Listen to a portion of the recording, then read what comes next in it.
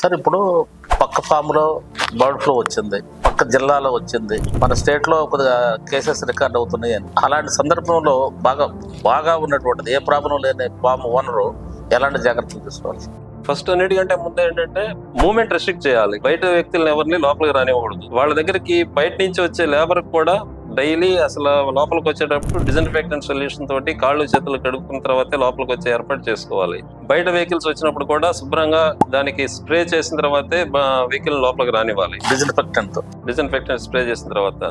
అట్లాగే egg packers ఉంటారు. General గా అన్ని ఫారాల్లో లోడ్ అవ్వదు, వాడు 2-3 ఫారాలకు వెళ్తాడు. అట్లాంటి చోట ఏంటంటే లోపలికి అలౌ చేయకుండా వాడిని ఏదో మన వెహికల్ తోటైనా సరే బయటకు తోలి లోడ్ చేస్తే కొంతవరకు మనం ఇన్ఫెక్షన్ కంట్రోల్ పెట్టుకోవడానికి అవకాశం ఉంటుంది. మూడోది ఏంటంటే వాళ్ళ ఫారం లో ఉన్న పరిస్థితిని బట్టి చూసుకుని ఆ డాక్టర్ సలహాతోటి RDIB-కి సంబంధించిన వ్యాక్సిన్లు వేసుకుని ఆ టైటర్స్ కరెక్ట్ గా ఉండేట్టు మెయింటైన్ చేసుకోవాలి. ఫీడ్ క్వాలిటీ ఇంప్రూవ్ చేసుకోవాలి.